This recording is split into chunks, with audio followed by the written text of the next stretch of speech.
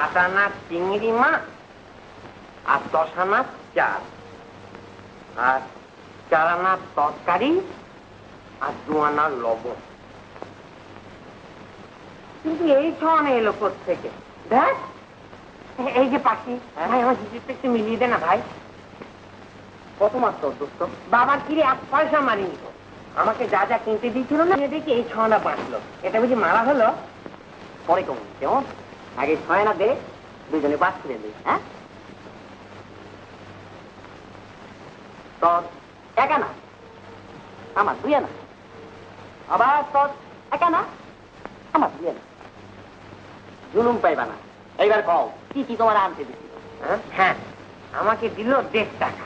1.5 টাকা? হ্যাঁ 10 আনা চাল আর 8 আনা চিংড়ি মাছ। আচ্ছা। আর 2 আনা লবণ আর 4 আনার লবণ। আবার লবণ? নুন তো একবার বলি। না নুন না, নুন না, তরকারি। তরকারি?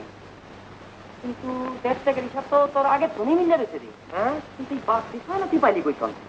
যাকবার যেম নয় পাইছ না, আমার গেলে পাউন্ড দিয়ে কথা। ঠিক আছে শোন, রোজ যা আউট ইনকাম করবি 50 টাকা মানে বাদ দিবি, বুঝলা? আমি কাটায় কাটায় তোমার হিসাব মিলাই দেবো, কেমন?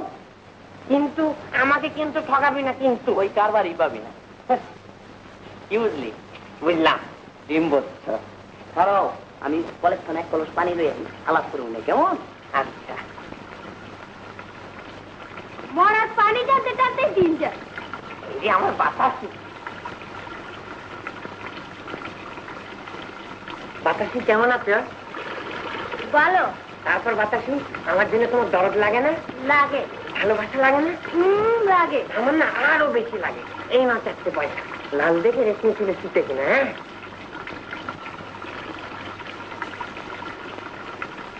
আর শোনো, এই বাড়িতে না পাশে মারা একটা নতুন চাকর এসেছে। ও কিন্তু ভীষণ চালাক, ওর সঙ্গে কিন্তু কথা বলো না। হ্যাঁ এই রে মেম সাহেব।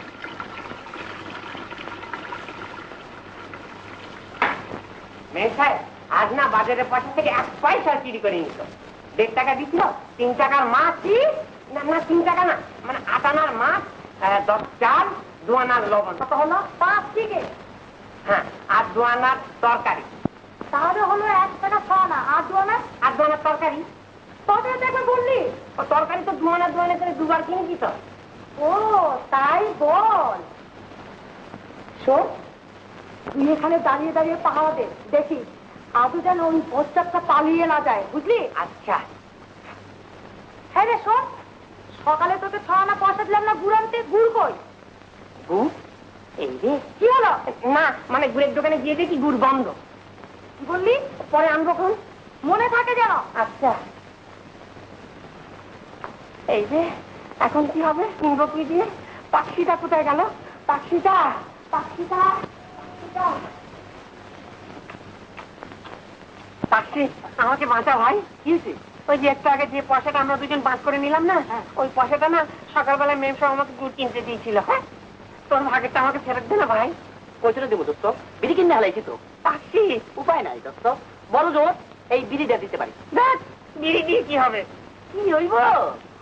টাইমিং না দা বাগমার্কা বিড়ি। হ্যাঁ বাগমার্কা বিড়ি? হ্যাঁ অনেকদিন বাগমার্কা বিড়ি খাই। খুব ভালো বিড়ি।